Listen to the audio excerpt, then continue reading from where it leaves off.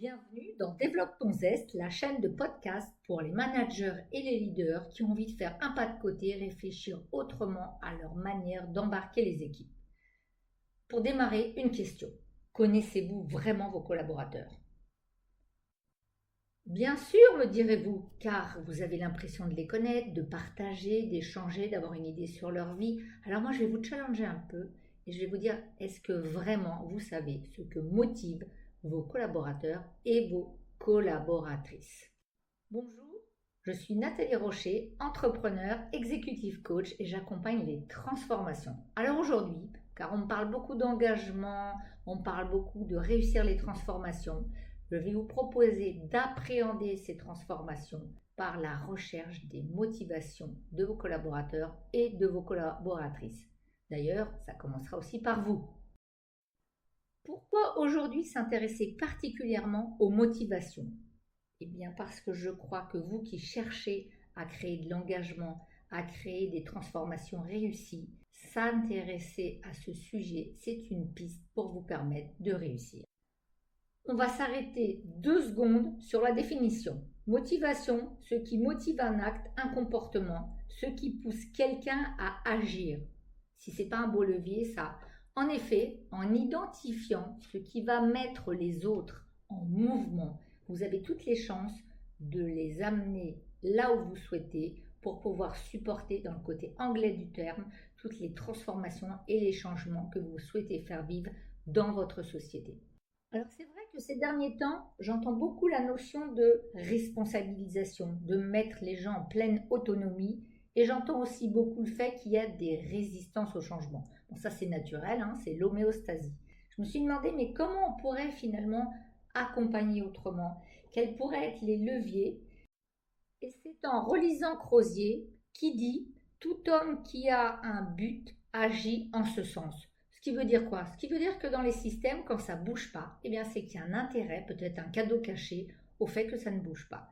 Donc, si vous souhaitez que les personnes se mettent en mouvement, allez regarder et chercher ce qui les motive, c'est-à-dire ce qui va les faire bouger. Pour ça, je vais vous proposer une grille de lecture qui me paraît simple, mais pas simpliste, issue des travaux de Jung. Alors Jung, vous le savez, maintenant vous me connaissez un peu, c'est quelqu'un que je chéris par rapport au développement personnel, et aussi issue des travaux de Claire Graves. Une autre bonne raison de s'intéresser aux motivations, c'est que c'est le 2e facteur de stress au travail. Pas d'être motivé, mais d'être démotivé, et ça touche tous les secteurs et tous les niveaux hiérarchiques. Alors la bonne question, c'est vraiment de se dire comment manager durablement la motivation au travail afin que les gens aient envie d'agir et envie de s'engager.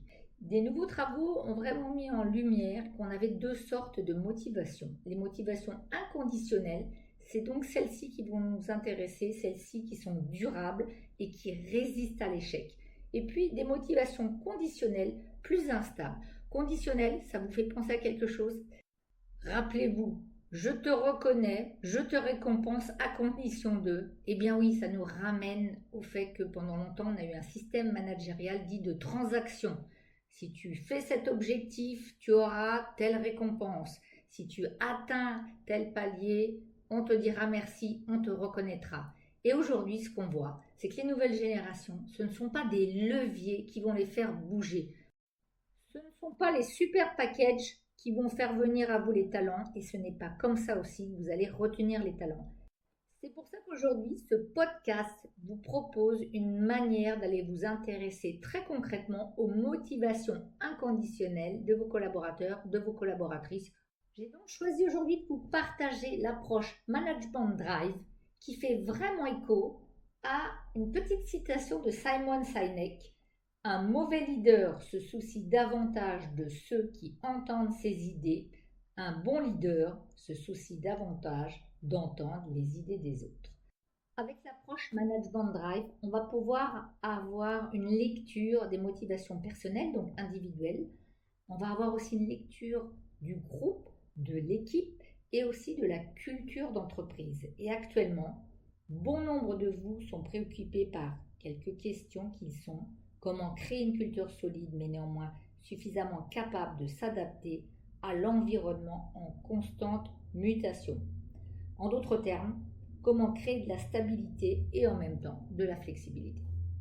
Alors, comme souvent en management, l'approche que je vais vous partager, Management Drive, c'est une approche tout en couleurs. Je crois que ça fait partie peut-être aussi de ma personnalité de choisir des approches colorisées, peut-être plus faciles en impact visuel, comme j'aime beaucoup tout ce qui est le management visuel. Et on va partir pour notre première motivation, qui est la motivation du visionnaire, celui qui recherche la vérité, qui veut réellement comprendre les choses, qui considère un peu le monde comme un puzzle et qui a besoin de pouvoir porter un jugement après avoir compris.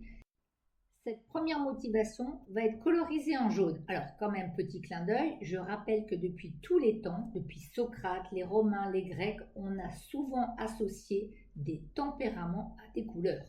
Deuxième motivation, celui qui privilégie l'humain et les liens sociaux, colorisés en vert. Ça va être le people manager, très engagé envers les personnes qui l'entourent, qui aime et qui souhaite créer de la collaboration dans une bonne ambiance. Le focus de cette motivation, sensible aux sentiments d'autrui, être attentif aux plus faibles, rechercher un engagement mutuel, viser une collaboration, ayant du mal à refuser un appel à l'aide. Donc vraiment, une envie et un besoin d'être au contact des personnes afin de créer le collaboration, co-construction, co-responsabilité. Troisième motivation, la motivation qui veut monter des progrès, des résultats, des performances. C'est la motivation entrepreneuriale, toujours en train de regarder ce qui peut être amélioré. Pour cette motivation, ce qui est important, c'est réussir, c'est relever les défis, c'est se concentrer et avoir des objectifs. Et c'est surtout juger des actes en fonction de leur efficacité. Là, l'important, ce n'est pas de participer, c'est de gagner. Quatrième motivation, celle qui est génératrice de certitude et de clarté. C'est colorisé en bleu, c'est la motivation qui veut favoriser la certitude, la clarté, le sérieux, le précis. Ce que l'on fait doit être bien fait.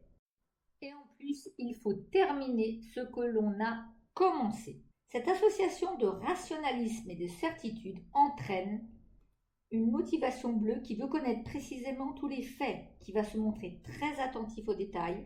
Professionnellement, c'est de la loyauté, de la discipline et bien souvent avec des besoins de processus. Cinquième motivation, celle de l'audace, de la rapidité et de la force qui va s'orienter vers la conquête et la préservation de son territoire. Eh bien, ça, c'est l'essence de la motivation colorisée en rouge. La motivation rouge est celle qui qualifie le mieux le courage, l'esprit pionnier et l'impulsivité. Le violet est la motivation qui incarne le mieux le côté serviable, la création de liens et le besoin de sécurité. Cette motivation cherche tout d'abord à établir un lien entre l'être humain et ses racines, avec la tradition. Alors là, tout de suite, vous pourriez me dire, bon écoutez Nathalie, c'est bien, mais là, s'il faut que je m'adapte à 12 couleurs en même temps, ça ne va pas être possible. En plus, on n'a pas qu'une motivation, donc ça va me faire un sacré job. Et j'ai envie de vous dire, et si ça va être plus facile que vous vous adaptiez plutôt que vous demandiez à l'autre de s'adapter. Alors, je vais vous proposer quelques réponses par rapport à ces profils, par rapport à ces motivations sur leurs besoins. Déjà, un rendez-vous one-to-one, c'est toujours intéressant. Faire le point, demander où en sont les personnes, ce qui est facile, difficile. Écoutez, vraiment écoutez et vous verrez, ils vont vous apporter déjà plein de clés. Alors, notre motivation jaune, ce qui va particulièrement la mettre en mouvement, c'est lui donner des marges de liberté. C'est lui expliquer que dans le changement, dans la transformation, il y a des nouvelles perspectives, c'est complexe et c'est innovant. Et ça va être du kiff pour elle. C'est lui présenter aussi la situation globale. Même si vous ne savez pas tout sur la transfo, donnez-lui la plus grande picture. Expliquez-lui le pourquoi de toute chose. Rappelez-vous, c'est une motivation qui a aussi beaucoup de rationnel. Pour la motivation verte, ça va être important de démarrer par les people, c'est-à-dire comment on va prendre soin des gens et quelle attention est portée au capital humain. Ça veut dire quoi? Ça veut dire accepter des faiblesses, des émotions, parler des personnes, faire preuve d'ouverture, prendre son temps et définir ensemble qui va faire quoi, comment ça peut se réorganiser, prendre le temps d'écouter, réfléchir, mettre de plus en plus de choses sur le consensus afin qu'il n'y ait pas de décision prise à l'emporte-pièce. C'est le moment de montrer votre empathie, de questionner. Là, je vous reconseille mon podcast sur la questionologie. C'est important d'être dans l'écoute. Il est important de comprendre l'autre avant de vouloir être compris. Laissez aussi de la marge de manœuvre, laissez un peu de temps et pointer les points forts plutôt que les choses qui dysfonctionnent. Pour entraîner la motivation orange, offrez les chances de réussir, récompensez les succès, reconnaissez-les. Soulignez aussi ce qui a été fait et expliquez ce qui doit être fait. Ce qui va être important, c'est une proactivité. C'est un échange de paroles au niveau des résultats afin que tout le monde comprenne bien la clarté de ce que vous souhaitez. Si vous avez des motivations bleues dans votre équipe, eh bien soyez transparent. Formulez les choses et les cadres de manière claire. Faites preuve d'autodiscipline, voire de discipline dans le travail et planifiez, organisez. En effet, c'est en offrant ordre et sécurité que vous allez les motiver, leur permettre d'avancer. Bien évidemment, de la reconnaissance sera aussi nécessaire sur le réaliser et expliquer comment réaliser précisément quelque chose. La motivation bleue, plus son cadre, son processus est connu, mieux elle se porte. Alors n'hésitez pas. Pour notre cinquième motivation, la motivation rouge est bien donner de la récompense directement, donner du feedback. Faites preuve de force et d'audace. Montrez du respect, donner du pouvoir, expliquer quand les choses doivent être terminées. C'est en étant clair, avec objectivité et surtout avec décision, vous allez les stimuler. Basez-vous sur des principes de décision efficaces et surtout pas trop de redites et pas trop de lenteur. Avec la motivation violette, l'important va être d'être authentique, de créer des liens, de provoquer la fierté, célébrer les victoires, dites à quel point vous êtes reconnaissant de travailler dans ce rythme avec cette équipe, avec cette personne. Pour ça, je vous conseille vraiment de fixer des entretiens et des rituels à temps décidés ensemble. Pourquoi pas offrir de la sécurité, montrer à quel point vous pouvez aussi compter sur la personne, mais surtout à quel point elle peut compter sur vous et répéter d'où nous venons.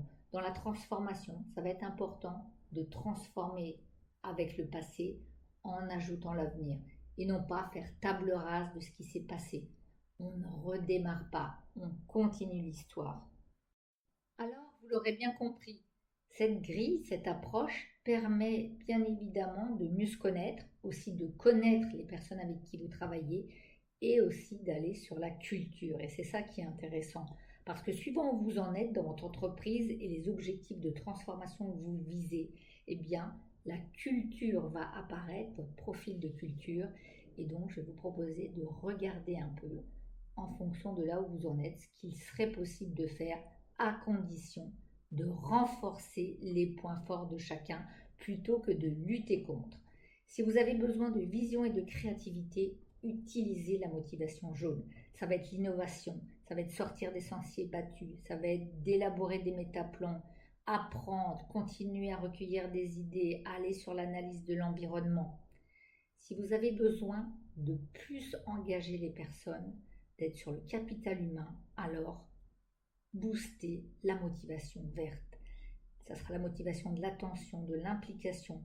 Là, on va être dans le des workshops, une écoute active, multiplier les points de rencontre, ouvrez les réseaux, proposer des perspectives de développement personnel.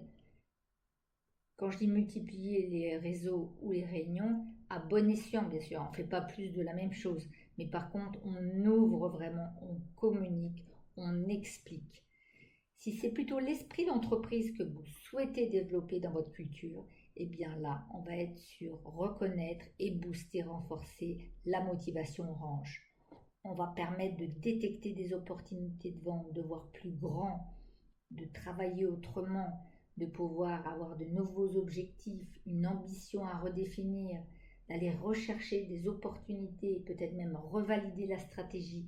Et ça, la motivation orange va être vraiment un élément de victoire. Si vous préférez et si vous avez besoin de structurer votre culture, si vous avez besoin de clarté, de sens pratique, eh bien c'est la motivation bleue que vous allez avoir à développer.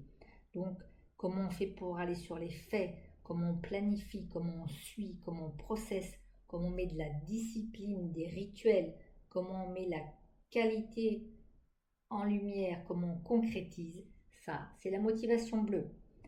Si au contraire, vous estimez que tout ça c'est ok, mais vous, il vous faudrait de l'audace, de l'énergie, avoir des objectifs et décider pour avancer, eh bien, c'est la motivation rouge qui va vous aider en emmenant du rythme, en choisissant. À un moment, on a des délais, on dit oui, on dit non, on confronte. Alors, comme je dis toujours, de la confrontation naît l'innovation, on agit, on fixe des priorités, on est clair et focus sur les objectifs, concentration, focus, clarté.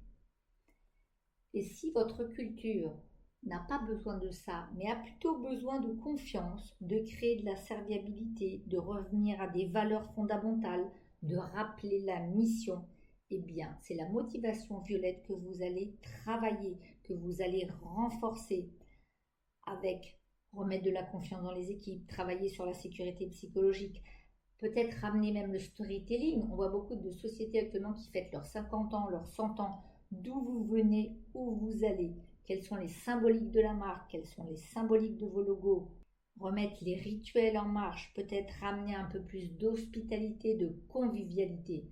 Bref, cela va concourir à booster cette motivation violette. Alors, on arrive bientôt à la fin de ce podcast. J'espère que j'aurai suscité votre intérêt et pour vous qui nous écoutez encore, eh bien, je vous propose un cadeau.